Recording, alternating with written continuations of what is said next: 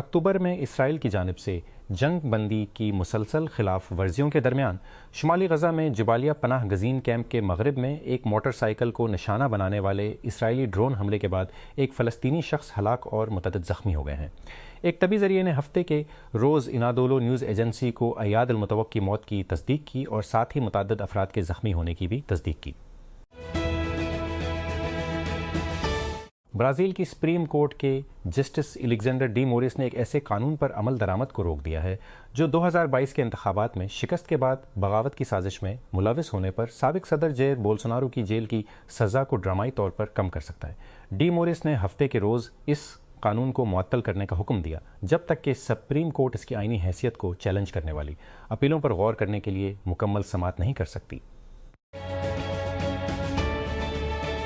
مصنوعی ذہانت دنیا کو تبدیل کر رہی ہے اور اس کے ساتھ ہی یہ بیان کرنے کے لیے ایک بالکل نئی زبان ایجاد کر رہی ہے کہ یہ کیسے کر رہی ہے۔ اے آئی کے بارے میں پڑھنے میں 5 منٹ گزارے اور آپ LLMs، راگ، RLHF اور درجن بھر دیگر اصطلاحات میں حصہ لیں گے جو ٹھیک دنیا انتہائی ذہین لوگوں کو بھی غیر محفوظ محسوس کر سکتے ہیں۔ یہ لغت اس کو ٹھیک کرنے کی ہماری کوشش ہے۔ جیسے جیسے فیلڈ تیار ہوتا ہے ہم اسے باقاعدگی سے اپ ڈیٹ کرتے ہیں، اس لیے اسے ایک زندہ دستاویز سمجھے، بالکل اسی طرح جیسے AI سسٹمز یہ بیان کرتا ہے۔ مصنوعی جنرل انٹیلیجنس یا AG ایک غیر معمولی اصطلاح ہے، لیکن یہ عام طور پر AI سے مراد ہے جو بہت سے کاموں میں اگر زیادہ تر نہیں تو اوسط انسان سے زیادہ قابل ہے۔ اوپن AI کے CEO سیم آلٹمین نے ایک بار AG کو ایک درمیانی انسان کے مساوی کے طور پر بیان کیا جسے آپ ایک ساتھی کارکن کے طور پر رکھ سکتے ہیں۔ دریں اثنا اوپن AI کا چارٹر AG کو انتہائی خود مختار نظاموں کے طور پر بیان کرتا ہے جو معاشی طور پر انتہائی قیمتی کام میں انسانوں کو پیچھے چھوڑ دیتے ہیں۔ گوگل ڈیپ مائنڈ کی سمجھ ان دو تعریفوں سے قدرے مختلف ہے۔ لیب جی کو آئی کے طور پر دیکھتی ہے جو زیادہ تر علمی کاموں میں کم از کم انسانوں کی طرح قابل ہے۔ الجھن میں پریشان ہونے کی کوئی بات نہیں، اسی طرح ماہرین AI تحقیق میں سب سے آگے ہیں۔ ورلڈ ہیلتھ آرگنائزیشن کا کہنا ہے کہ ہنٹا وائرس صحت عامہ کے لیے کم خطرہ ہے۔ جہاز میں سوار 3 افراد کی موت کے بعد کروز شپ سے مسافروں کو واپس لانے کے انتظامات جاری ہیں۔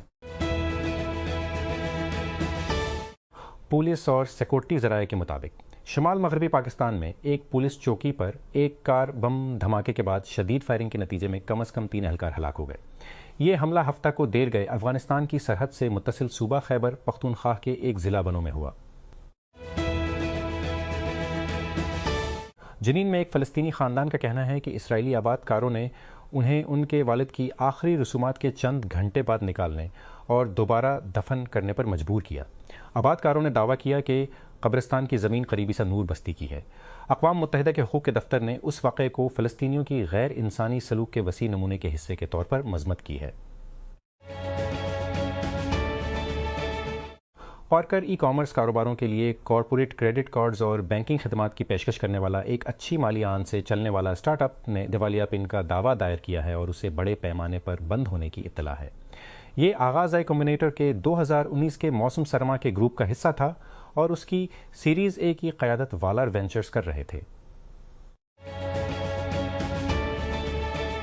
آسٹریلیا کی ون نیشن پارٹی نے پہلی بار ایوان زیریں کی نشست جیت لی ہے جسے دائیں بازو کی پاپولسٹ پارٹی کے لیے ایک اہم امتحان کے طور پر دیکھا جا رہا ہے۔ زیادہ تر بیلز کی گنتی کے ساتھ ون نیشن کے امیدوار ڈیوڈ فارلی نے نیو ساؤتھ ویلز کے ایک وسیع علاقائی حلقے فورن میں پرائمری ووٹوں کا ناقابل تسخیر 60 جیت لیا ہے۔ آزاد امیدوار مشیل ملتھرپ بہت پیچھے ہیں۔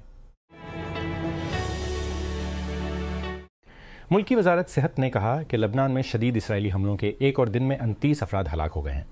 وزارت نے بتایا کہ جنوبی قصبے ساکساکیہ پر ایک اسرائیلی حملے میں ایک بچے سمیت کم از کم 7 افراد ہلاک ہوئے۔ مقبوضہ مغربی کنارے میں ایک فلسطینی خاندان کو اسرائیلی آباد کاروں نے مبینہ طور پر فوجی تحفظ کے تحت اپنے والد کی قبر کھودنے اور اسے دوبارہ دفن کرنے پر مجبور کیا، جس کی اقوام متحدہ خوفناک اور غیر انسانی قرار دے کر مذمت کر رہی ہے۔ 80 سالہ حسین اساسا جمعہ کو قدرتی وجوہات کی بنا پر انتقال کر گئے تھے اور کچھ دیر بعد جنین کے قریب اساسا گاؤں کے ایک قبرستان میں دفن کر دیا گیا تھا۔ وینزویلا کی قائم مقام صدر ڈیلسی روڈریگز بین الاقوامی عدالت انصاف ICJ میں گیانا کے ساتھ زمینی تنازع کے مقدمے کے لیے دی ہیگ جا رہی ہیں۔ ہفتے کے روز اعلان کردہ ہالینڈ کے دورے کا جنوری میں امریکی افواج کے ہاتھوں صدر نکولس مادورو کے اغوا کے بعد وہ پہلی بار گھر سے نکلی ہیں۔ ایران نے اس موسم گرما میں ہونے والے فٹ بال ورلڈ کپ میں حصہ لینے کا عندیہ دیا ہے، لیکن ٹیم کی شرکت کو لے کر بڑھتے ہوئے تناؤ کے درمیان فیفا اور ٹورنامنٹ کے میزبانوں سے متعددوں کا مطالبہ کیا ہے۔ ایرانی فٹ بال فیڈریشن FIRI نے کہا کہ ایران ٹورنامنٹ میں ہمارے عقائد، ثقافت اور عقائد سے پیچھے ہٹے بغیر مقابلہ کرے گا، جبکہ میزبانوں کو ہمارے خدشات کو مد نظر رکھنا چاہیے۔ مانچسٹر سٹی نے اپنی پتلی پریمیئر لیگ ٹائٹل کی امیدوں کو زندہ رکھا کیونکہ جیریمی ڈوکو نے برینٹ فورڈ کے خلاف 3-0 کی جیت کو متاثر کیا۔ ہفتہ کے روز اتحاد اسٹیڈیم میں پیپ گارڈیولا کی طرف سے تقریباً 1 گھنٹے تک کھلے برینٹ فورڈ کو انعام دینے کے لیے جدوجہد کرنا پڑی۔ جنرل موٹرز نے کیلیفورنیا کے اٹارنی جنرل روب بونٹا کی سربراہی میں قانون نافذ کرنے والے اداروں کے ایک گروپ کے ساتھ رازداری سے متعلق سمجھوتا کیا ہے۔ 2024 میں نیو یارک ٹائمز نے رپورٹ کیا کہ GM سمیت آٹو میکرز انشورنس کمپنیوں کے ساتھ ساتھ اپنے صارفین کے ڈرائیونگ رویے کے بارے میں معلومات کا اشتراک کر رہے ہیں، اور یہ کہ کچھ صارفین کو تشویش ہے کہ ان کی انشورنس کی شرحیں بڑھ گئی ہیں۔ واشنگٹن تقریباً 3 گھنٹے تک ہال میں پاکستان زندہ باد کے بار بار نعروں کی گونج کے ساتھ جمعہ کی شام یہاں پاکستانی سفارت خانہ قومی یکجہتی کے ایک پور اظہار میں تبدیل ہو گیا، کیونکہ تارکین وطن کے ارکان نے گزشتہ سال پاک بھارت جنگ کے بعد ووٹ کیا۔ اس اجتماع نے مار کے حق کی پہلی برسی منائی، جسے سفارت خانے نے پاکستان کے اتحاد، لچک اور غیر متزلزل قومی عزم کے لیے تاریخی اہمیت کا ثبوت کے طور پر بیان کیا، اور ایک ایسے ماحول میں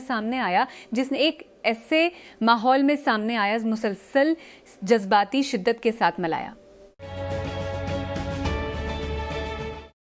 واشنگٹن پاکستان نے امریکہ میں اپنی لابنگ اور اسٹریٹجک کمیونیکیشن کے اثرات کو نمایاں طور پر بڑھایا ہے۔ واشنگٹن میں قائم ایک ایڈوائزری فرم کے ساتھ $2 ملین کے نئے معاہدے پر دستخط کی ہیں، کیونکہ وہ بڑھتی ہوئی مسابقتی پالیسی کے ماحول میں دفاعی تعاون، اہم معدنیات اور وسیع تر اقتصادی سفارتکاری پر گہری مصروفیت کا خواہاں ہے۔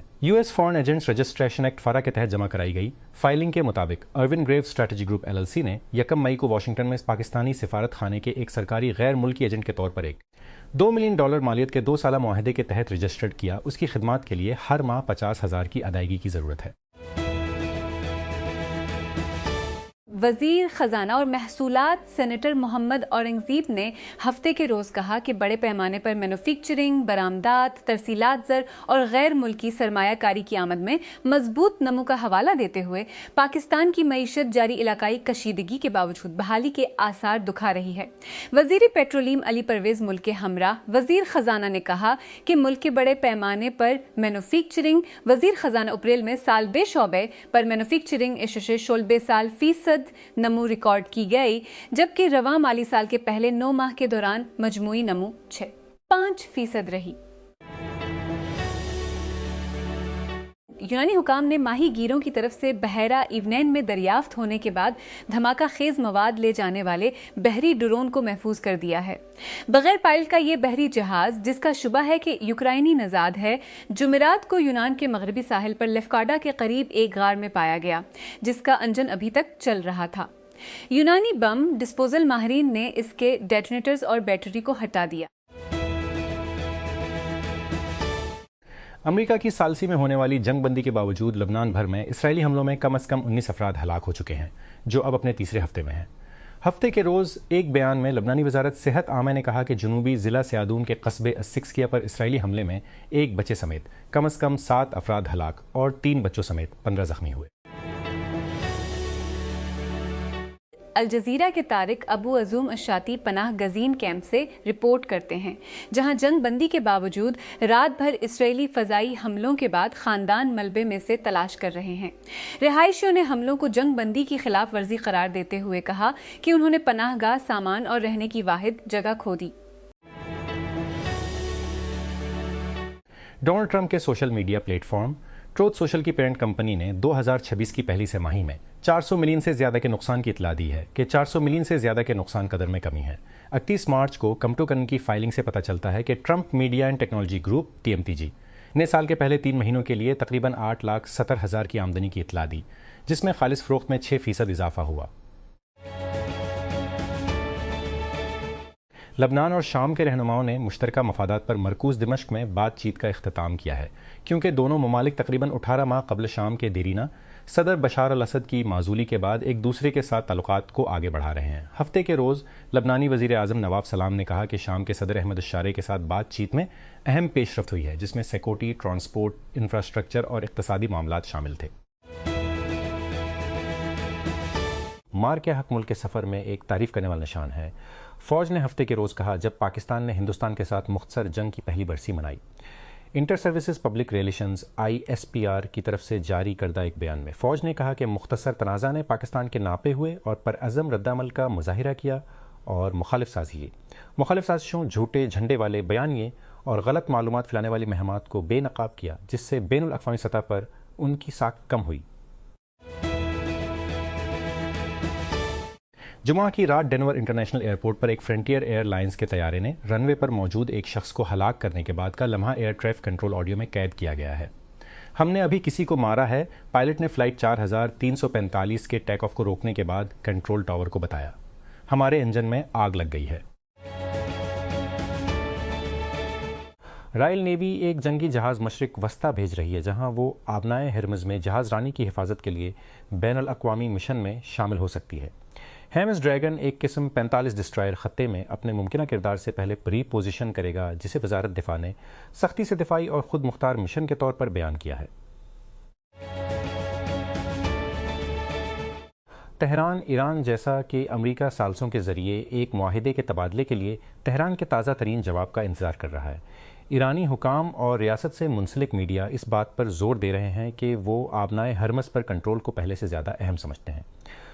وزارت خارجہ کے ترجمان اسماعیل بغائی نے ہفتے کے روز صحافیوں کو بتایا کہ ایران اب بھی واشنگٹن کی تجویز کا جائزہ لے رہا ہے۔